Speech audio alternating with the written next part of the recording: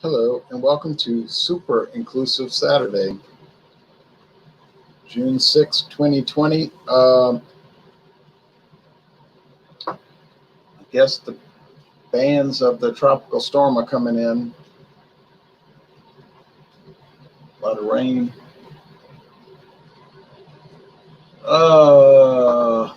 It's moving fast, so I guess it's okay. Looks like Mississippi, Alabama, and Florida might get worse coverage than us, but I don't know. Gotta see. I did some beer review. Oh, I was talking about the tropical storm, but here's James Piranha Madonna. Oh, no, that's Fandango. All-inclusive. All-inclusive Saturday. This is Super Inclusive Saturday, and like I said in the description, if you want to be included, just ask. Now, I was talking about the tropical storm. I said I'm seeing bands coming in. It's starting to rain. Get windy. So, well, we had pretty hard rain when my sister came by earlier today. But right now it's overcast, and of course the humidity has not reduced after the thunderstorm. Yeah. You know, has not reduced. But anyway, we are here, and I'm sure others will comment or come aboard. I am sure of that. I can see you must have been reading my name, huh? It's not the rule, it's the exception to the rule. You know, you have to break some eggs to make an omelet in life sometimes. You can't walk on eggshells and worry about who gets offended. You have to do what's right, like the umpire at home plate. Right. You have to. You got to make a decision. You got to make quick decisions based on what you know, based on proven facts, and then you make this decision, and whoever loves it, great. Whoever likes it, good. Whoever hates it, well, that's the way the crab cake crumbles. Right. You're right. Meta Modern Sounds. It is Matherns, and no, it's not just. It's located in St. John the Baptist Parish, and also St. James Parish and East Baton Rouge Parish. They have about 5 stores, family owned. Now, James, you know, in Louisiana, we don't have counties; we have parishes. Oh, really? Yeah, we don't have counties. Oh, so you mean Louisiana is made up of provinces or parishes, not counties? Right. That's interesting. I learned something new. Yeah, I think Alaska has boroughs, and Louisiana has counties. I mean, parishes, and the whole rest of the United States, 48 states, have counties. Interesting. Yeah. All the states I know of have counties. I know Europe and Canada has provinces, and you have parishes. Interesting. Named after. Well, see what happened when France established Louisiana. There was no separation of church and state. You know that. So what happened was the bishop in Paris, I guess, he established parishes in Louisiana, church parishes. Oh, okay. They would name the local church after, St. John the Baptist, St. James, St. Charles Borromeo, St. Helena, St. Mary. Yeah, the same thing happened in Mexico back in the day, and still happens in the Philippines. The government was very closely tied to the Catholic Church. And I know in the Philippines they are. You know, they sometimes the church affects the law of the land. Right. So here's the orange pale ale I have from Florida. So interestingly, in Louisiana, in St. John the Baptist Parish, we have a parish president, but we also have the head church. The lead church is St. John the Baptist Church. St. Charles Parish, they have a parish president, but they also have St. Charles Borromeo Church, St. James Church, and so on. So the civil government mimics the Catholic Church government. And also, of course, you know, they used to be much more closely tied together. Like, for instance, when I was growing up, there was no hardware stores open on Sunday. Really? Hardware stores? You know, I thought you were going to say liquor stores. Hardware? Well, because what do you do with hardware? Labor. Right. Manual labor. Bang, bang, bang, bang. Saw. And if you went to a grocery store that sold hammers and screwdrivers, they couldn't sell that.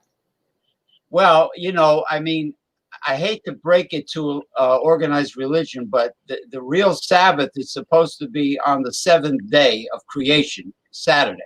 Well, but the Catholic Church disagrees with what you're saying because they say that that's a Jewish tradition, and this is the New Testament, and it's Sunday, the new day. So it's just like the unclean foods that were in Leviticus in the Old Testament. After the death and resurrection of Christ, it's like it's a buffet. It's almost like, you know, once he got resurrected, all food that is deemed healthy, you know, not contaminated, of course, and rancid, but you know, all food is a free for all. It's a buffet.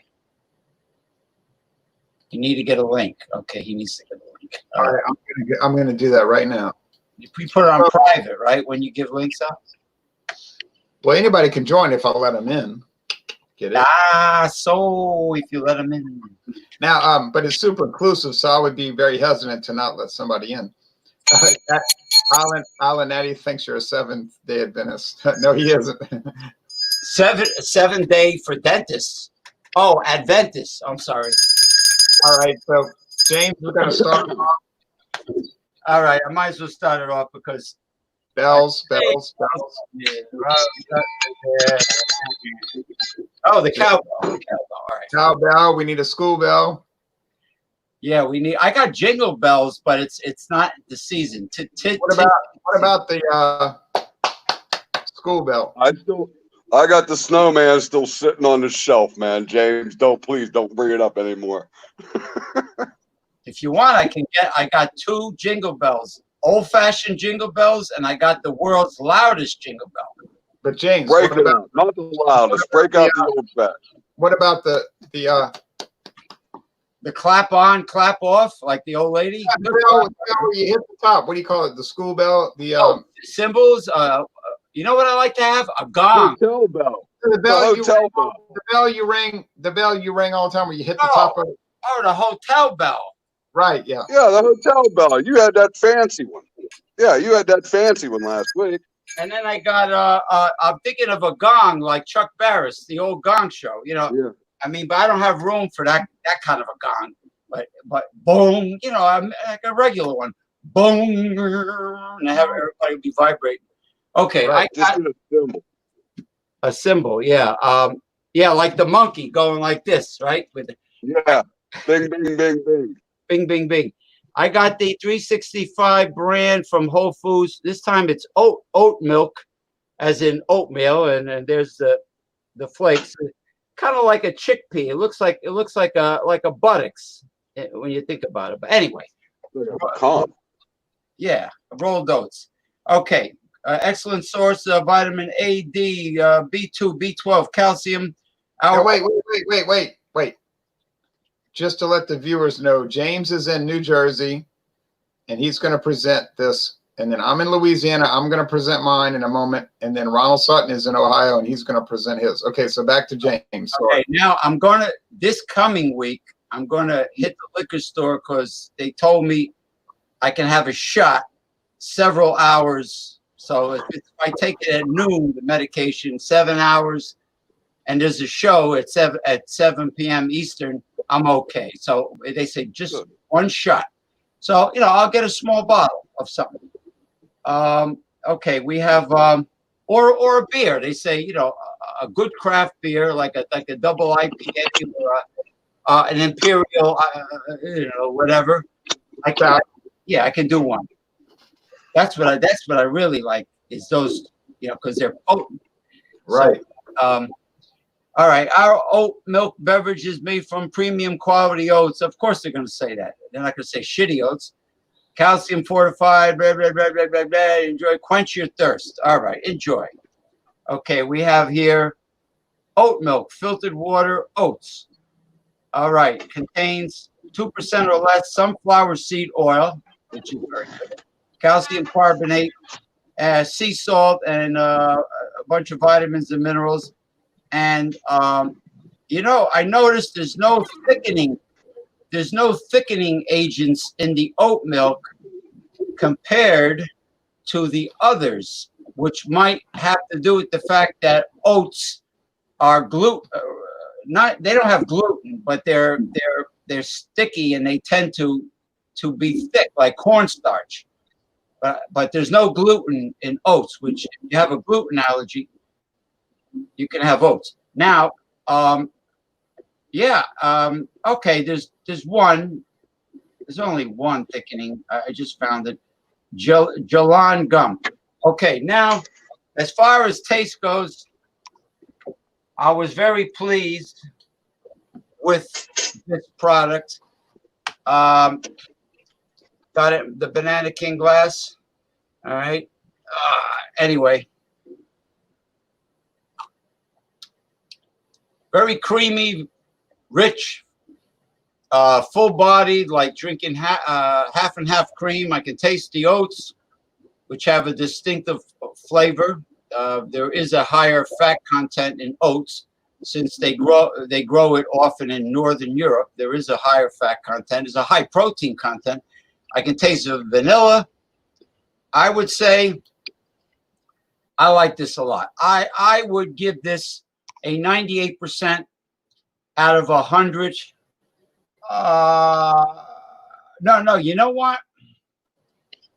Yeah. 98% out of 100, an A+ as far as non-dairy milks go. So the next time, if the New Jersey Transit bus line is not acting too wacky, because they're not taking fares, they're keeping people in the back of the bus. They have a tape with about 10 feet keeping the passengers from the bus driver, because one of the bus drivers died of COVID-19. So they're taking people in through the back of the bus. I have no choice. I have to be in the back of the bus. And they're not taking fares. But they're driving like a bat out of hell, like crazy people. So when my stop, so I gotta find out exactly where the hell the bell is on the bus. I mean, I'm looking for a button, and I don't see it. So I might have to Google it. But anyway, I'm relatively very happy with the oat milk, and oats are pretty good for you in different ways. So that's primarily it. I'm finished, but the New Jersey public transportation system is archaic. Like Amtrak, it's really archaic, and compared to New York, and we have too many corrupt politicians in a very densely populated small state, and there's a lot of shenanigans that go on in New Jersey. So this is why we don't have what we are supposed to have: the light rails, so on and so forth. You know, they just talk about it. But anyway, this guy has a Modelo. Yeah. Modelo? Negro Modelo? Yeah, Yes, Modelo sir. Negra. It's got Negro. Modelo Negra. Now I'm good.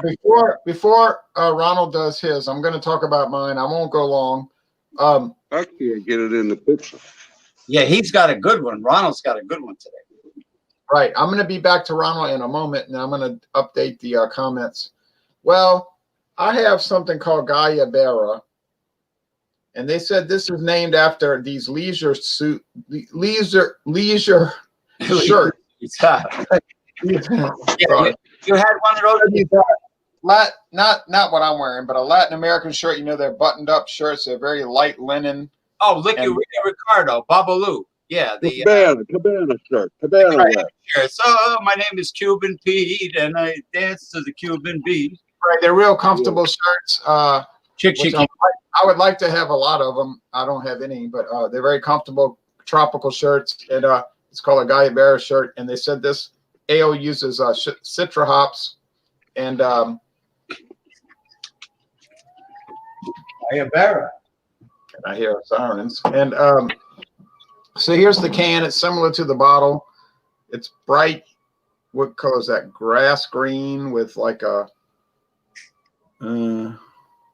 darker Kelly green, blue, and Cigar City. There's a lot of cigars in Tampa. When I go to baseball games, remember when they used to have sports before all this? But I noticed that the Tampa Bay Rays are the only major league team that had their own cigar bar in the stadium. You can go inside there, open the doors, close it, and they're all in there sitting around on lounge chairs smoking cigars.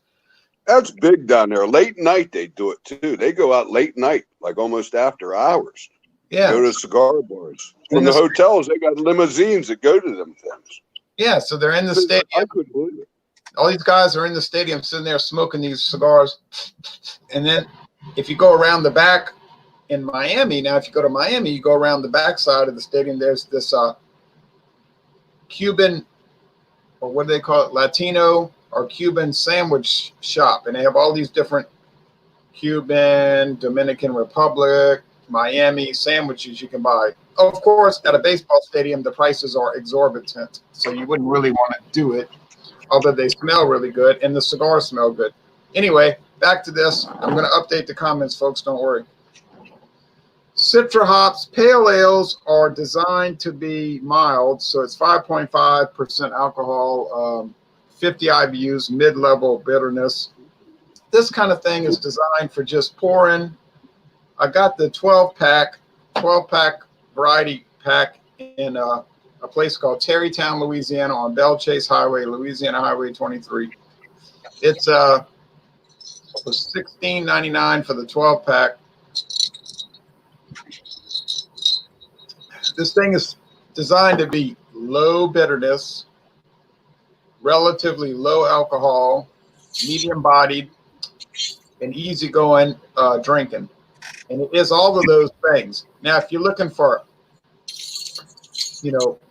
punchy bitterness, intense flavor, high alcohol, well, you're not going to get that here because it isn't designed for that. It's designed for mild, mellow experiences. So you can go to the High Alive to get a more intense experience. And I have one High Alive left. So this one is mild, mellow. It reminds me of what I experienced over in Tampa, St. Petersburg, Florida. It's a 3-hour drive for me to get to Florida. So, I mean, I don't go to Florida too much. I mean, we're talking about 3 hours, if you're lucky, no traffic or whatever, eastbound. But I always like to go to Florida. I love going to Florida and looking around, checking things out. But now I'm going to go to Ronald, and he's going to give us some more Modelo Negra experiences, and then I'll update the comments. There we go. My wife, I apologize. My wife obeys the dietary restrictions in the Old Testament. So I know all about being kosher and all that. And in my opinion, all beers are kosher. I don't know how they couldn't be unless you threw a chicken or something in the brew, like I hear some of them people that oyster ale and some of that stuff in England. But so be it. I'm finishing off my last Modelo Negro from the thing we did Wednesday, and I enjoy them more and more. I bought another 6-pack, so I had 12. I'm down to my last one, and for the style of beer. Oh, and by the way, I said it was the largest selling dark beer in Mexico. If Oh, you okay. go back through that, yeah, you guys somehow that got out of hand. But I said it was the largest selling dark beer in Mexico. So to All right. clear that issue. My apology. We got confused, I guess. So we didn't hear you or Yeah, something. that's all right. I'm going to do a swish and pour, and then I'm going to show it to you because it has great head retention. You know, and I watched the older gentleman down in North Carolina that John and Neely went up to see when he was ill. Oh, William Kepler. Yeah. Yeah, he did a real good show. I didn't get on early enough, and I'm hitting my live chat button, you know, and I can't type anything in. Well, here I was like an hour late, but I would like to got in on that. He's a good guy. John, I hold John in high esteem for what he did for that gentleman.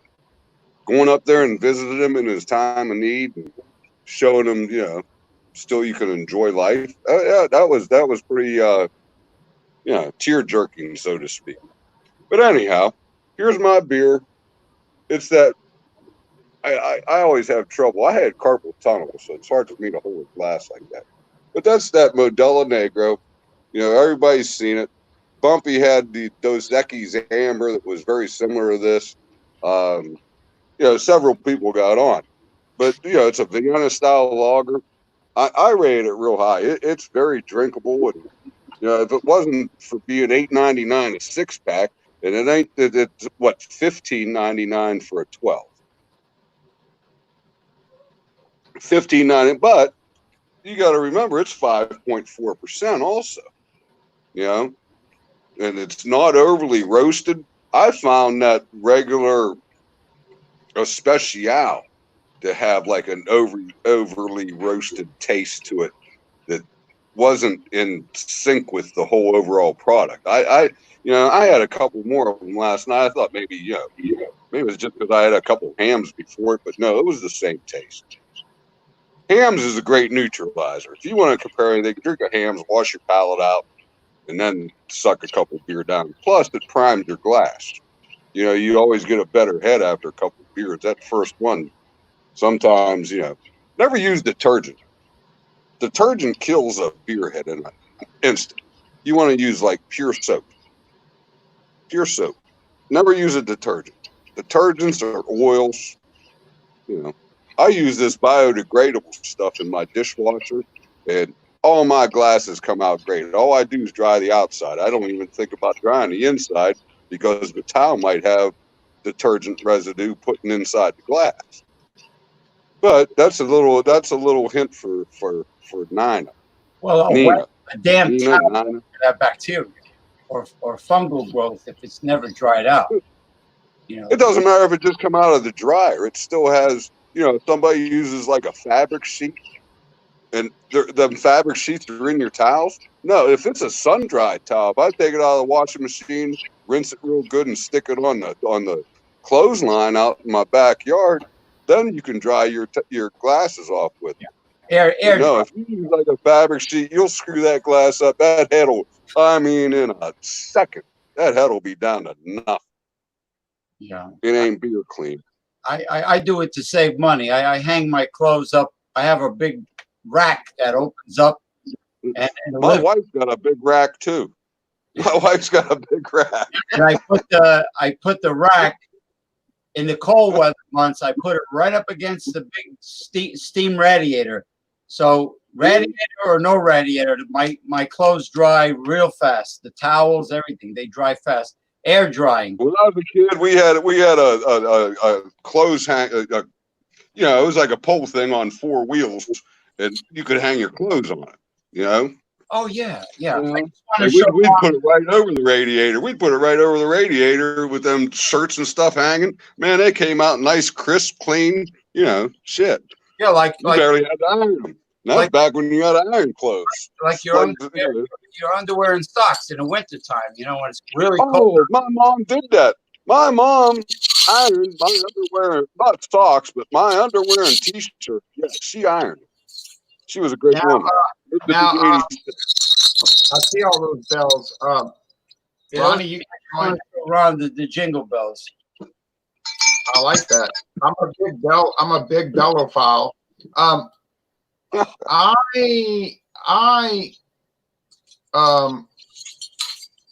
Hold on a second.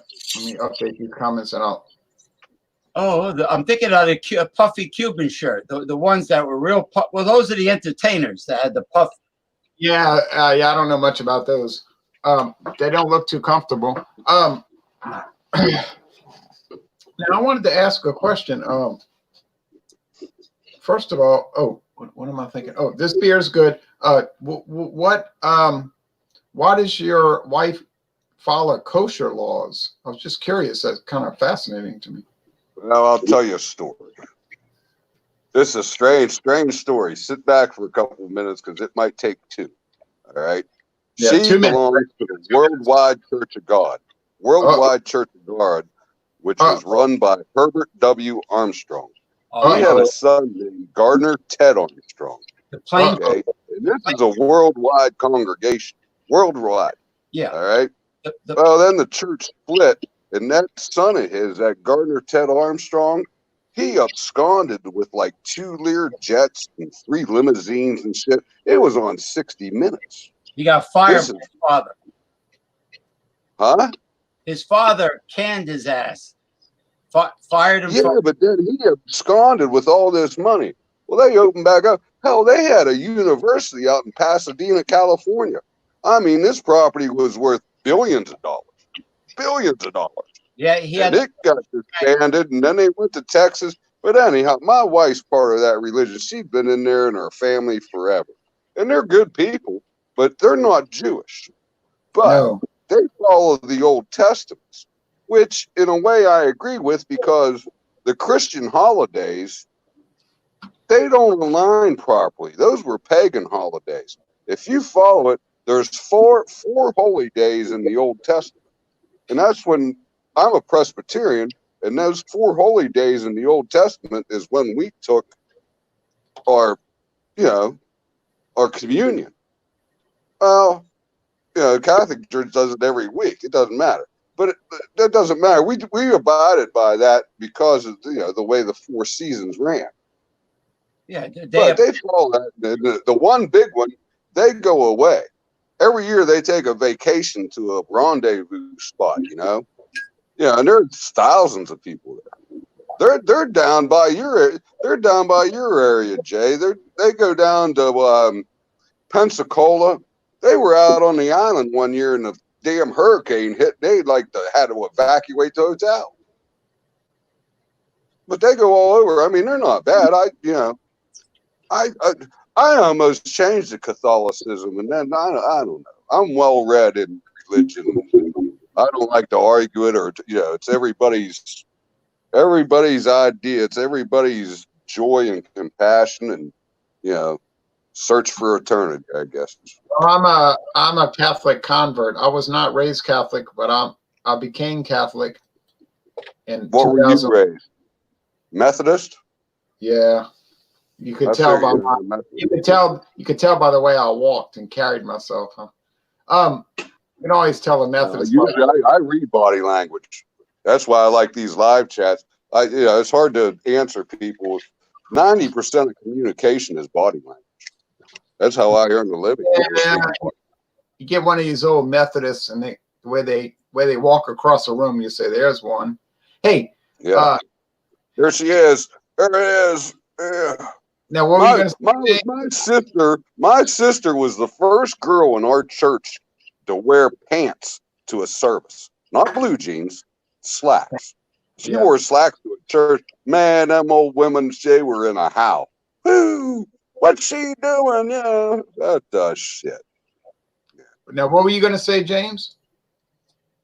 No, there were very few original Christian holidays, like the Day of Pentecost, the was the Jubilee, might have been.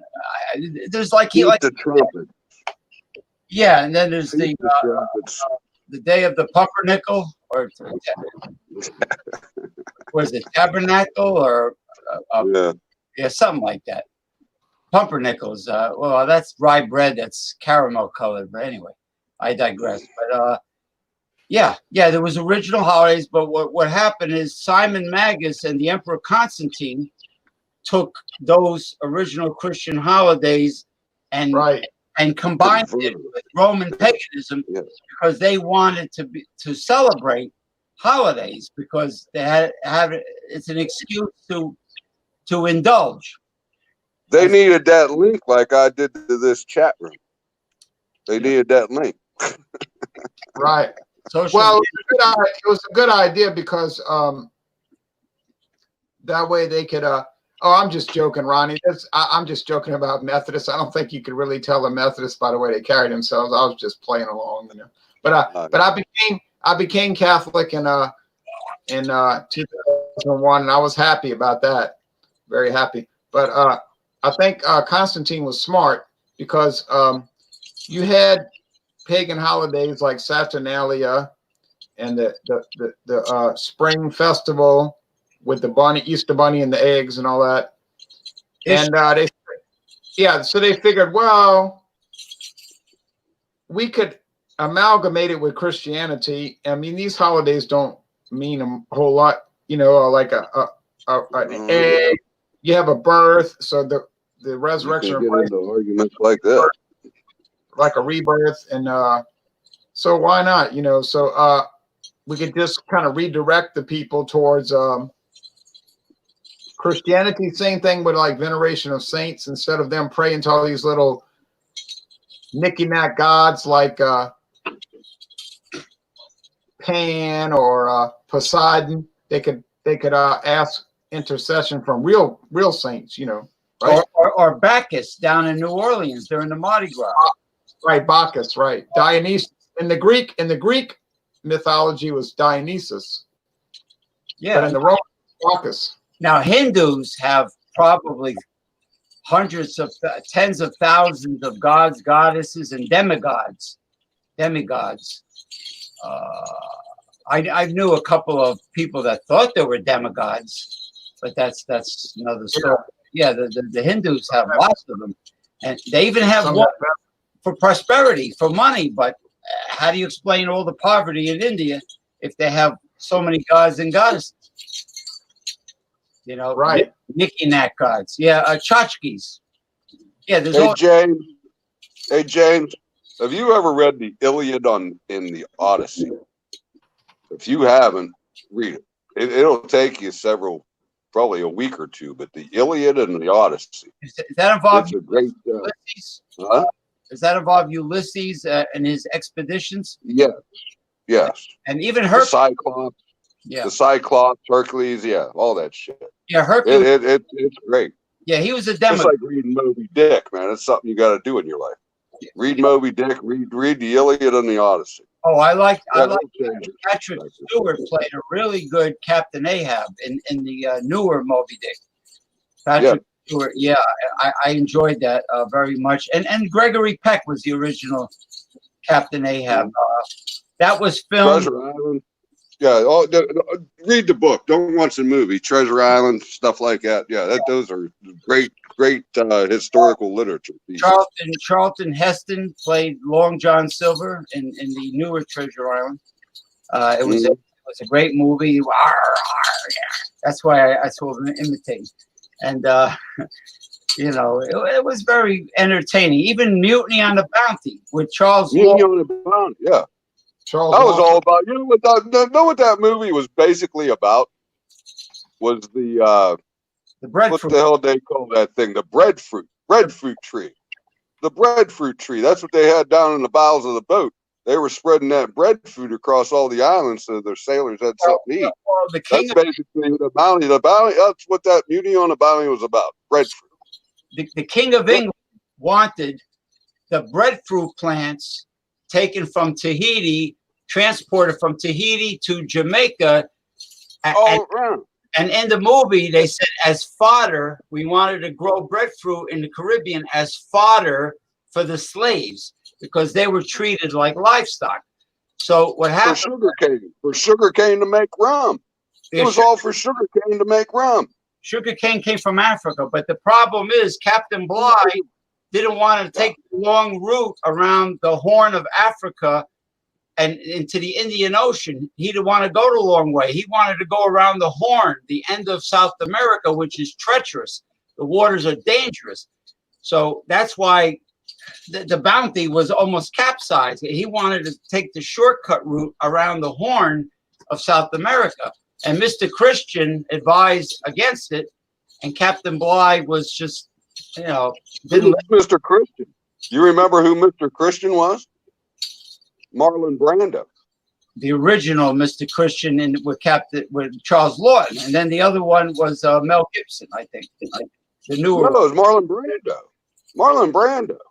Yeah. Wait, no, you're thinking of two different movies. Y'all thinking of two different movies. Marlon Brando was the young Marlon Brando, might have been with Charles Lawton. Yeah, early 60s movie, but James was talking about an early 1930s movie. There were many. I apologize. There were many Mutiny on the Bounty movies.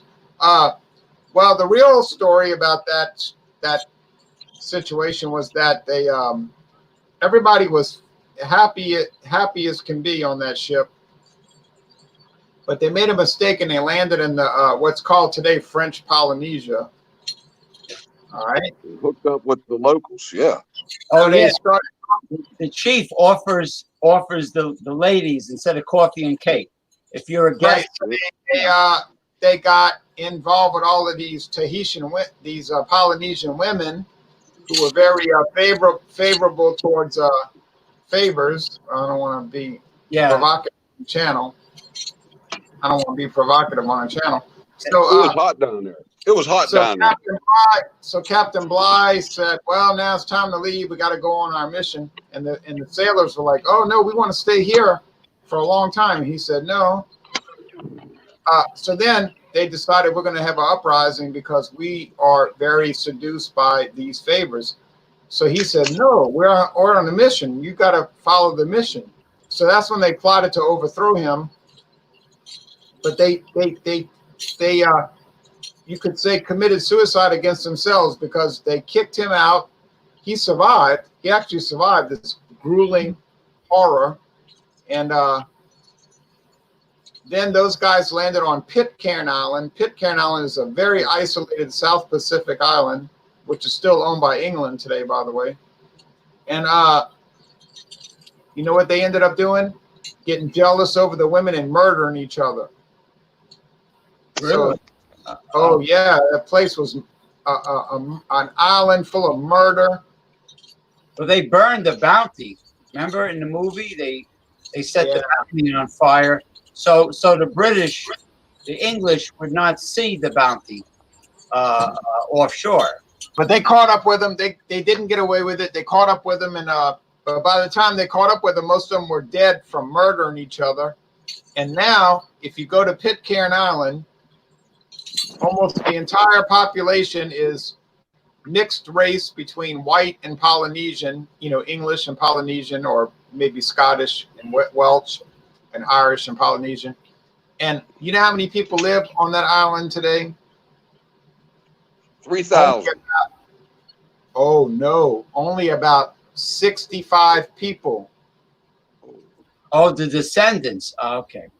It's the only British colony left in the Pacific Ocean. It's so remote that they have a British ship that comes twice a year, every 6 months, and delivers supplies. It's one of the most remote countries in the world. It'd be like going back in a time machine 200 years if you ever visited that. Skull Island. Look it up. They have their own governor and everything. What now? Skull Island really existed. But it sank. The volcano exploded. Where they had the giant gorillas, and they had dinosaurs. And I mean, the English explorers have writings about visiting Skull Island, and they couldn't wait to get back to the ship and leave. That's how the story King Kong. That's where it came from. Yeah. They had real dinosaurs on the island? Yeah, yeah. If you go into the That's history, what I heard. yeah, Yeah, that's what I heard. Cindy is a good-looking girl. But anyway, yeah. So the explorers have many writings about what they found on Skull Island, but it was a massive explosion of the volcano there, and the island was destroyed. But there is historic writings about people that went on Skull Island, and they ran for the hills. Well, they ran for the ship, and she ate a big sausage today. Yeah, I bet. Hold on. All right. Turn the red light on, man. Turn the red light on, James. Turn the red light on. Roxanne, put on the red light. What's that? There's a song, right, called Roxanne. Put on the red light, Roxanne. Wow, wow, wow. I know Jay gets a kick when I do the baby sounds. Wow, wow, wow, wow. Those are the people who cry that when Jay lays the law down and they start crying, get the crying towel out. I go, wow, wow. I had it laid down on before, man. I got banned for a while. I learned my lesson. Shit. You don't want to cuss. Man, I watched some of them shows. I don't know how they get away with all them F-bombs they let fly. I really don't. I mean, we don't do that here. We're very civilized yeah. to a certain extent. I saw a show. I'm not going to mention his name, but I'm sure you know who I'm talking about. Okay. And they don't have a live chat like this. You can't even chat, on text or anything. They just do their reviews, and they've expanded. They're doing all kind of alcohols and stuff. Well, But it was one of the guys' birthdays, man, and these guys got crushed, and they kept the camera rolling, and it was like the fourth or fifth hour. These guys were rolling on their deck. They couldn't even stand up. Grabbing these hot Doritos and eating them and chugging gallons of water. I'm going, man, how can this even be on something like this? It was ridiculous.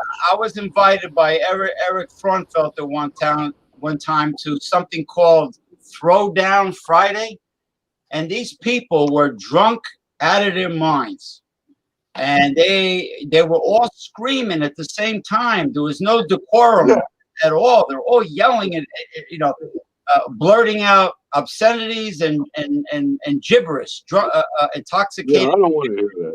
I couldn't hear. I don't want to watch it.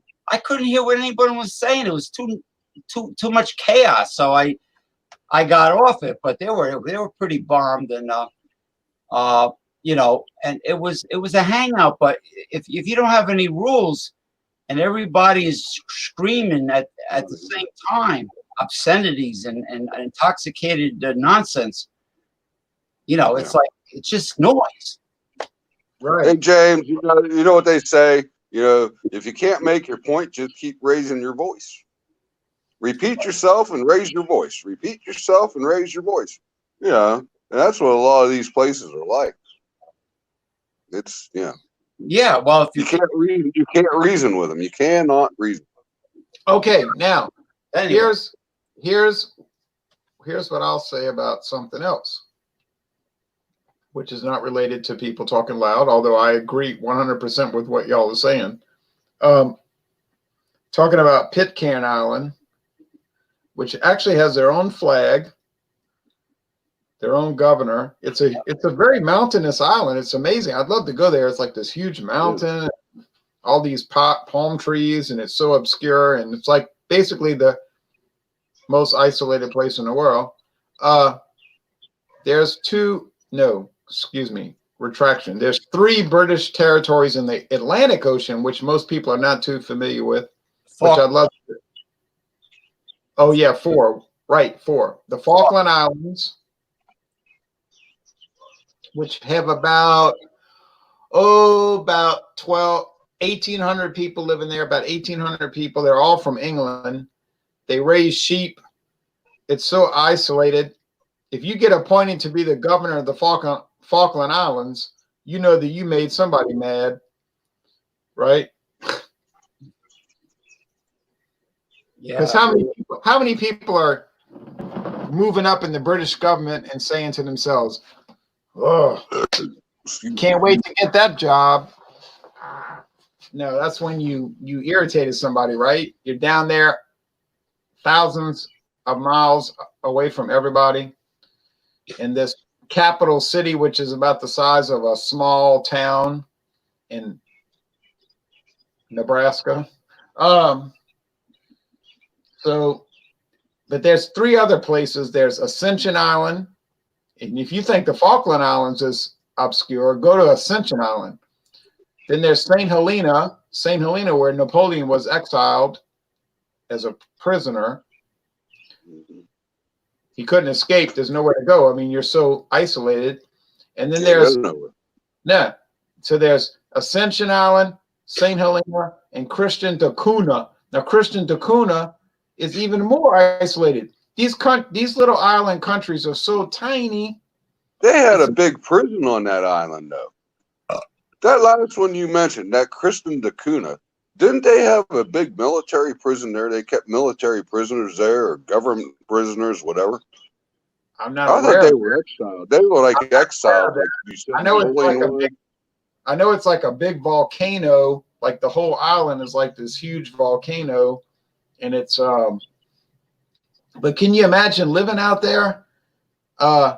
You get a ship that comes by twice a year from South Africa. All the groceries you buy, you have to plan to buy all your groceries 6 months in advance, right? Jeez. Damn. What happens if you get sick or you get hurt? I mean, we if I had enough money to buy beer and rum, I'd hang out there. I don't know how long I could last. Yeah, but I mean, but they gave me enough rations of beer and yeah, but beer and rum. What if there's a medical emergency? You're up. I guess I'd die in heaven. I'm sure it's gorgeous. I'd die in heaven. Well, that's what the crew on the Bounty felt they were in paradise. They were in paradise. Yeah, they were in paradise. They had it made. Them girls were bringing them pearls and shit, diving down the ocean naked, bringing me up a pearl. Yeah, I'll take it. Well, in my little satchel. Well, the whole Asian culture back then was to make the man happy. That was their function. That was how they were raised, to make the man deliriously happy. They had lots of not only one, happy. Her and her daughters. Yeah, her and her daughters both. They'd all come out. Here you go. Have at it. They all came out. Yeah, they all came out.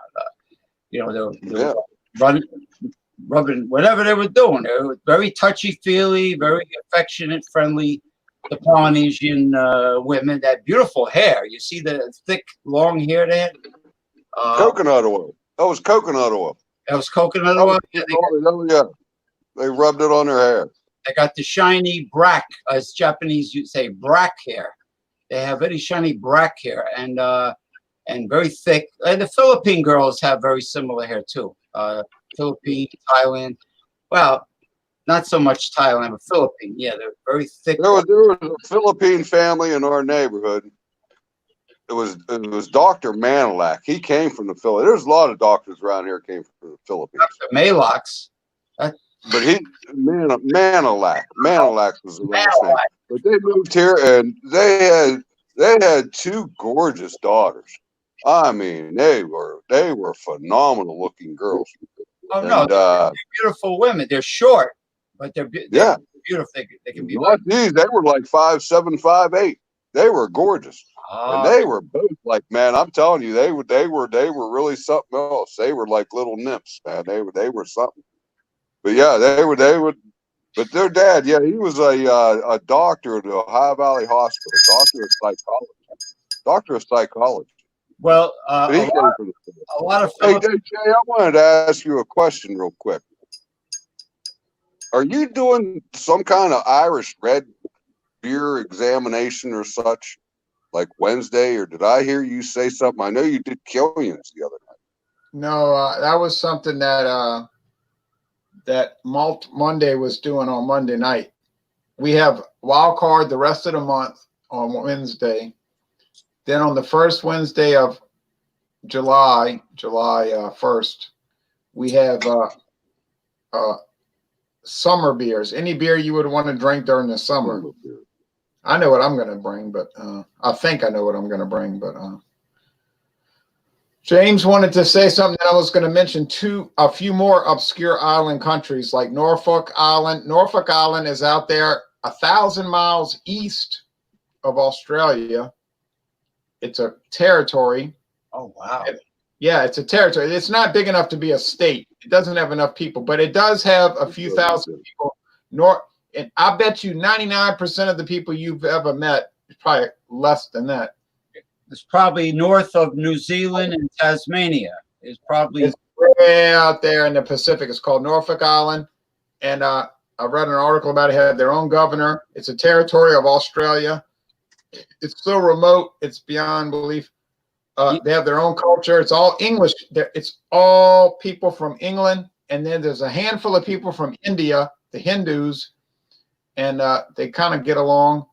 Yeah, Bali, like that. Bali is very mixed religion. The island of Bali. Bali, right, in the Indonesia. And then another island country, if you want to call it a country, more like a village, is called Christmas Island.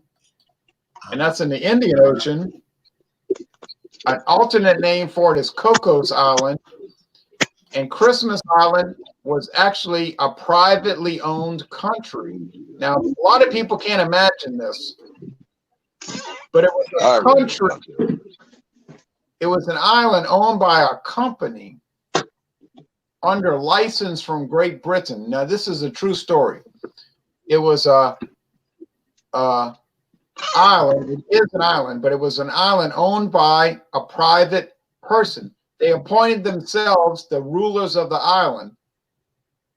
It was a family. This is a true story. They owned the island. Then I think in 1940, about 1947, the British said, well, all of your family's dying out. They were all old and dying. And so the British government just said, look, you can't control this island anymore. We're going to give it to Australia. And so Australia took it over as a territory. But that's one of the most remote places on earth. Look it up. Christmas Island, also known. Oh, I got it confused. That's one of them. Not Christmas Island. That's an Australian. I'm thinking of Cocos. I'm sorry. I'm thinking of Cocos or Keeling. Cocos or Keeling Island. Look that up. Cocos, C-O-C-O''S, also known as Keeling Island. It was a privately owned country. Well, you know those islands in the Pacific, in the South Pacific, they have those huge, very powerful land crabs they call coconut crabs that actually climb the palm and break open coconuts. And they got the migration of those little red land crabs that, you know, they all have to lay their eggs in the sea, land crabs. And they migrate, you know, they lay their eggs and then they go back up in the forest. You know, it's fascinating. They're actually bright red, but the coconut crabs are big. I mean, if you Google, yeah, right, but they're not edible, right? No, they're edible. No, they're edible. Steam them. Yeah, you can eat them. Yeah, but there might be a threatened species because of over harvesting. But did you know that cannibalism only ended in the Fiji Islands 150 years ago? Officially. Yeah, and in Papua New Guinea about 40 years ago. Oh, and slavery was outlawed in Saudi Arabia in 1962. So slavery was legal in Saudi Arabia until 58 years ago. Well, their women are sort of like slaves. Today, yeah, unofficially, yeah. Unofficial. Oh, now we Hey, can't. Jay, how Yeah. about Easter Island? How the hell they get them big granite monuments? Right, that's an island in the Pacific owned by Chile. Yeah, How the hell yeah. they do that? Very desolate, but it used to be lush at one time. Something that Strange. you know, a lot of the So- statue is buried, it's underground. Yeah, it's They- underground. They're trying to excavate. It's like only the head showing. You know, Yeah, like Vladimir the Impaler. You know, or burying somebody out in the sand.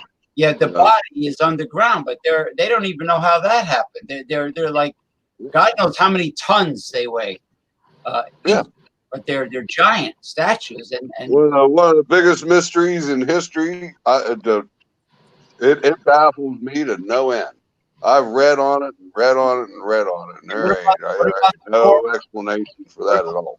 the coral compound in Florida. That man claimed to have the secret of and he had an anti-gravity device that came from ancient Sanskrit, I think from India or somewhere, and he had The these. Greeks had like a laser device. They had something that captured the energy of the sun, and it was like a laser weapon. Right, and Read on that. Read on that. That'll surprise the shit out of you. right, and a few more things, and now I got to get off. A lot of All right. people do not realize what Island Natty is saying. He's right. Island Natty's right. Reunion Island in the Indian Ocean is part of France. It's not a French colony. Not a French colony. It's part of France. Just like there's some islands in the Caribbean and off the Canadian coast that are part of France. So you could technically say, I went to French Guiana in South America, and I went to France, because they're not colonies. They're considered part of France itself, just like Hawaii, is part of the United States. Anyway, secondly, There's an island in Indian no, Ocean, it's not a colony. Seychelles or Seychelles. Seychelles, yeah. Yeah, in the Indian Ocean. It's that's where those big giant Aldabra tortoises reside. Only there. That was a colony, but it was declared independent. But what I'm talking about and what Island Natty's talking about are actually part of France. Secondly, y'all were talking about, let's see, you were talking about Easter Island, and I forgot what I was going to say, but it was very important. Sorry. Christmas. You mentioned Christmas Island. Then you mentioned the Cocos or whatever. Then we mentioned Easter Island with the statues buried, with the monuments buried. Chile owned by Chile. Man, I was going to say something pretty important. Oh well, hell. Chilean sea bass. I had it one time. It's expensive fish. Orange roughy from down there too. Well, yeah, that's it. Orange roughy is the expensive fish. Yeah. Yeah. So anyway, Greek Island. I don't know. I'm finishing off with a hams, and hams is my go-to. I'm upset. I'm upset. They raised the price $1 on me. It went from $14.99 to $15.99. I was upset. But I found a really good. It's a wine store, and they didn't have beer on the sign. But my son said, "Yeah, go there. They got some good beers in there." That's where he first got a couple bottles of that Modelo Negra, and then Kroger's all of a sudden got it. But anyhow, I thought you were going to do one of them Irish things, and they got a Labrador Lager from that Akron, Ohio that I told you about. I'll probably bring it on wild card. But it's an Irish red beer. That I remember seeing. It's an Irish red beer. It's like 6%, and it's got an Irish setter dog on it. Oh yeah, I couldn't remember his name. I probably like that. Oh, let me tell you, I remember what I was going to say. Uh-oh. No, it won't take long because I got to get off the internet. You've heard of the Byzantine Empire? Yeah. Well, the Byzantine, that was not, no one called it that. That's a made up name, okay? That's a made up name by modern historians. I The thought they real were name, from Spain. Aren't the no, Byzantines from Spain? no, it was simply the Roman Empire. The Roman when we hear about the fall of the Roman Empire, it was the western half. The eastern half, with their capital in Constantinople, Yeah. they continued on with Constantine, and Theodosius and Justinian and all of them. They continued on for another 1,000 years. 1,000 years, not 100 years. Yeah, 1,000. 1,000 years till 1453. Only 39 years before Columbus discovered America. That's how long the Roman Empire lasted. 39 years before Columbus discovered America.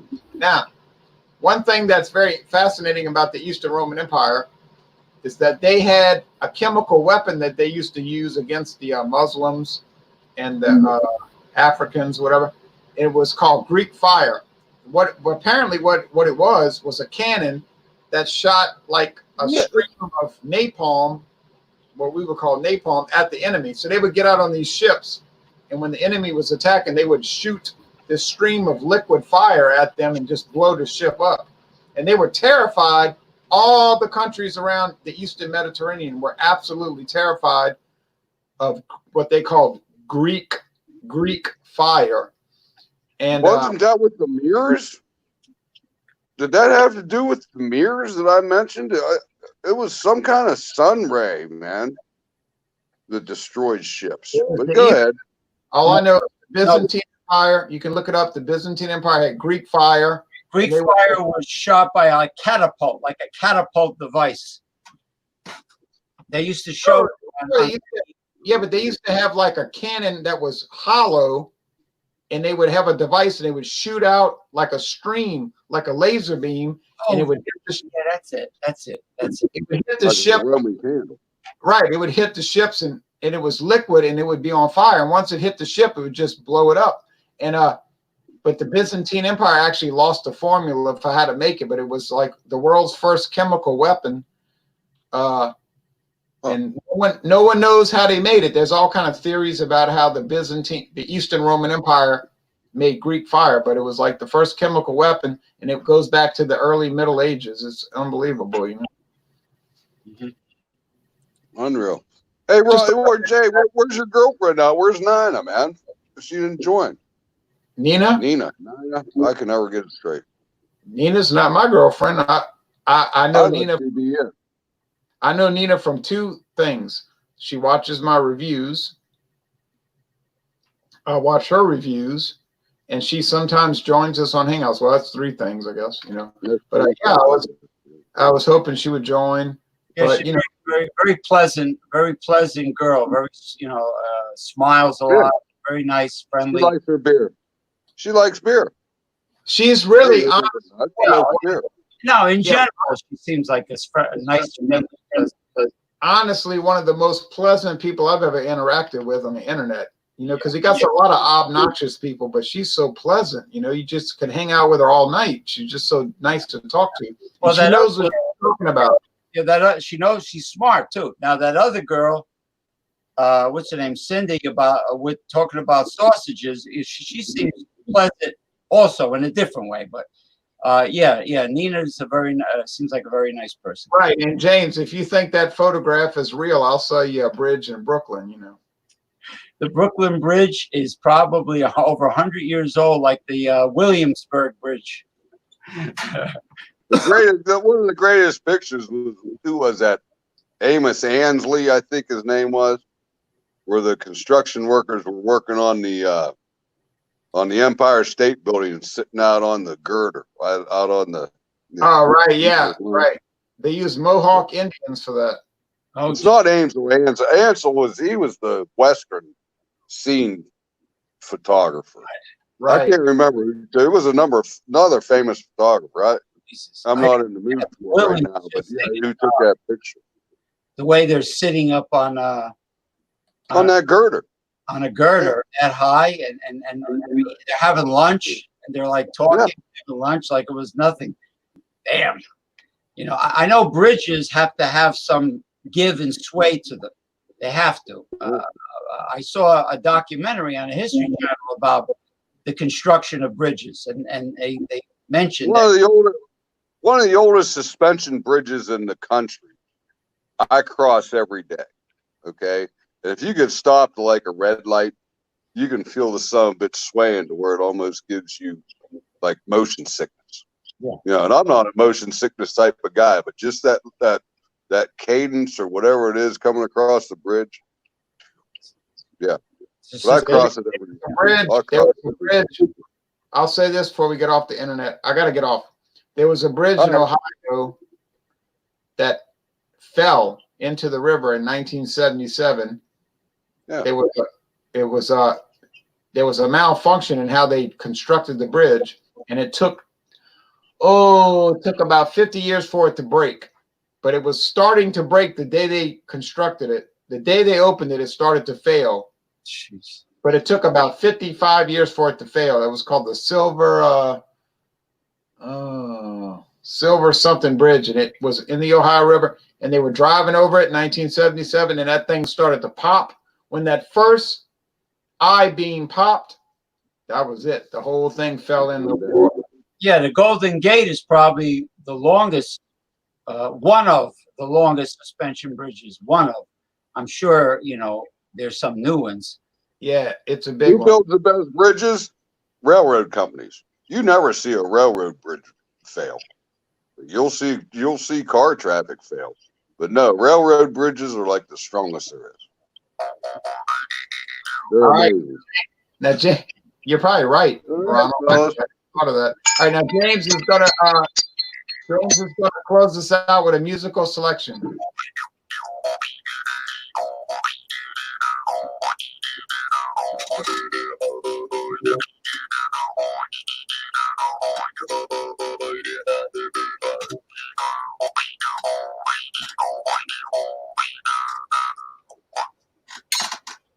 All right.